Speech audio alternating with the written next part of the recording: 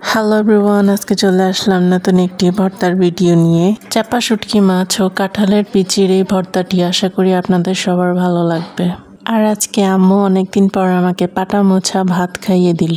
7 থেকে 8টি শুকনা মরিচ আর পেঁয়াজ কুচি আমরা শুকনা তাওয়ায় তেলে নিব। সাথে থাকবে রোস্টেড কাঁঠালের বিচি, পরিষ্কার করে চাপা শুটকি আমরা তেলে নিব। তারপর আম্মু শিল পাটায় শুকনা মরিচ মিহি করে বেটে নিল। ঝাল আপনারা আপনাদের পছন্দ মতো দিতে পারেন। চাপা শুটকির কাটা বেছে নিয়ে তারপর চাপা শুটকিগুলো বেটে নিল। তারপর দিয়ে দিল কাঁঠালের বিচি।